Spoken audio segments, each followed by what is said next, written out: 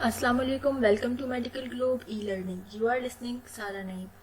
Today I will discuss the guideline of drugs used in asthma and COPD with you. I am sharing this guideline from Mini Katzeng Pharmacology 12th edition. This is chapter 20 of Mini Katzeng.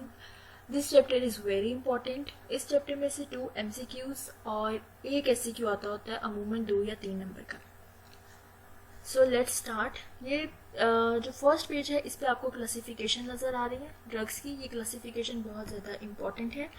इस classification में से UQ आता होता है. Repeatedly ये UQ आया हुआ है कि classify the drugs used in asthma.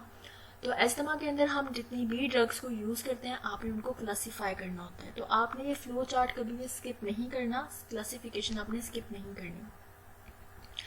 Next जो हमारे पास pathophysiology of asthma and COPD है, इसको आपने जस्ट रीड करना है अपने कॉन्सेप्ट्स को क्लियर करने के लिए.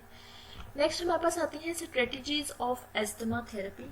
ये बहुत ज़्यादा इंपॉर्टेंट है. जो हमारी स्ट्रेटजीज हैं इनको भी आपने जस्ट एक बार रीड करना है.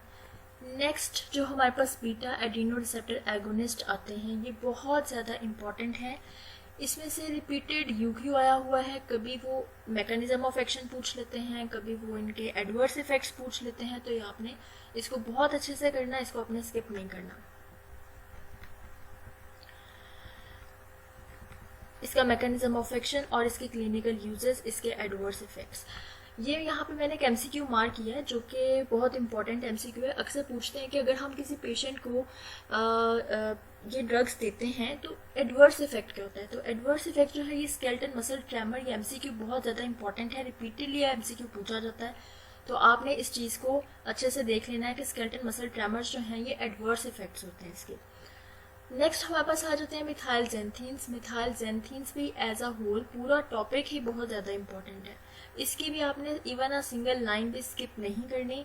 चाहे ड्रग्स के नाम हो, चाहे इनका मैकेनिज्म ऑफ एक्शन हो, या चाहे एडवर्स इफेक्ट्स हो, ये भी सब चीज़ें UQs में पूछी गई हैं. इसलिए ये भी एज अ होल आपका पूरा UQ है, बहुत इंपॉर्टेंट है. आपने बहुत अच्छे से करना है.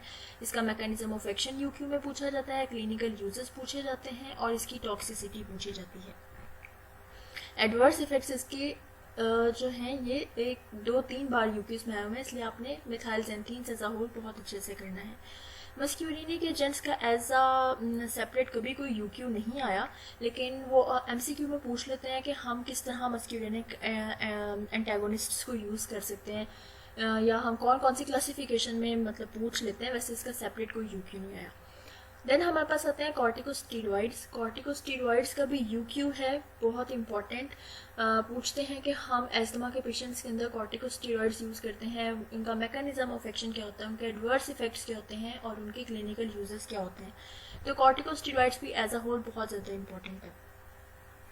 कॉर्टिकोस्टीरॉइड्स में लिपिन कॉर्ड से सिर्फ आपने इसका मैकेनिज्म ऑफ एक्शन और एडवर्स इफेक्ट्स करने हैं लिपिन कॉर्ड से, क्योंकि यहाँ पे इसका मैकेनिज्म ऑफ एक्शन दिया तो हुआ है लेकिन उतना अच्छा नहीं दिया हुआ जितना लिपिन कॉर्ड में दिया हुआ है. और लिपिन कॉर्ड में स्पेसिफिकली टर्म यूज़ की गई है एक्शंस ऑन लंग. तो उस तरह करके भी कभी कभी क्वेश्चन आ जाता है. तो लिपिन कॉर्ड से सिर्फ आपने उतना सा क्वेश्चन करना है, एक्शंस ऑन लंग, कॉर्टिकोस्टीरॉइड के लंग्स पे क्या एक्शन होते हैं और उनके एडवर्स इफेक्ट्स. बाकी आपका चैप्टर मिनी केट्सिंग से पूरा कवर हो जाएगा. फिगर 20.3 आपने अपना कॉन्सेप्ट क्लियर करने के लिए आपने इस फिगर को ज़रूर देख लेना. यहाँ पे जो ड्रग्स हैं बताया गई हैं कि किस किस लेवल पे ये ड्रग्स जो हैं ये एक्ट करती हैं. तो ये फिगर जो है इंपॉर्टेंट है. इसके बाद हमारे पास आ जाते हैं निकोट्राइन इंटेगोनिस्ट्स. ये भी आपका UQ है. कभी इनके नाम पूछ लेते हैं और कभी इनका मैकेनिज्म ऑफ एक्शन पूछ लेते हैं. नेक्स्ट हमारे पास आ जाते हैं क्रोमोलिन एंड नीडोक्रोमिल. ये भी UQ है. इनको हम मास्ट सेल स्टेबिलाइजर्स भी कहते हैं. तो UQ में पूछा जाता है कि इनूमिरेट मास्ट सेल स्टेबिलाइजर्स. इनका मैकेनिज्म ऑफ एक्शन ये भी एक UQ है और इनके जो इफेक्ट्स होते हैं और एडवर्स इफेक्ट्स. इसके बाद anti-IgE एंटीबॉडी. इसका UQ तो नहीं आता लेकिन MCQ में ये नाम पूछ सकते हैं ड्रग का, इसलिए आपने इसको भी बहुत अच्छे से करना है. नेक्स्ट हमारे पास MCQs क्वेश्चन आ जाते हैं. MCQ क्वेश्चंस को आपने कभी भी स्किप नहीं करना होता. हर MCQ आपने with description from mini Katzung and Lippincott आपने ज़रूर सॉल्व करनी है. नेक्स्ट हमारे पास ड्रग समरी टेबल आ जाता है. ड्रग समरी टेबल आप क्विक रिवीजन के लिए जो है वो पढ़ सकते हैं. ड्रग समरी टेबल किसी भी चैप्टर का आप स्किप नहीं करेंगे क्योंकि ड्रग समरी टेबल में पूरे चैप्टर की समरी बताई गई होती है. तो आप क्विक रिवीजन के लिए ड्रग समरी टेबल से चीज़ों को रिवाइज कर सकते हैं। इसके अलावा पास्ट पेपर्स या पास्ट क्वेश्चंस को कंसल्ट करने के लिए आप अपने रिस्पेक्टिव ईयर का मेडिकल ग्लोब क्रैक्स की बुक वो ज़रूर परचेज़ करें, और MCQs के लिए भी रिस्पेक्टिव ईयर का जो क्रैक्स है वो आप ज़रूर परचेज़ करें। ज़रूर वहाँ से प्रैक्टिस करें ताकि आपकी MCQs पे आपकी ग्रिप स्ट्रॉन्ग हो सके। ये थी हमारी इस चैप्टर की guideline. Thank you so much.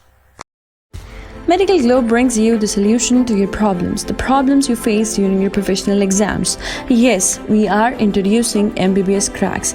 This book contains chapter-wise important topics. Solved past university questions are given in this book. Chapter pearls are given to help you ace your MCQs exams. Besides this, forensic summaries are added, and important pictures from Big Robins and OSPE pictures in high resolution are added to help you ace your OSPE exams. Besides this series for SCQ and OSPE, MCQs Cracks has also been introduced. This book contains MCQs not only from UHS but also from several other universities. So, what are you waiting for? Get your book ordered online at a given number, that is 0335 6633 007, and I promise you that you won't regret purchasing this.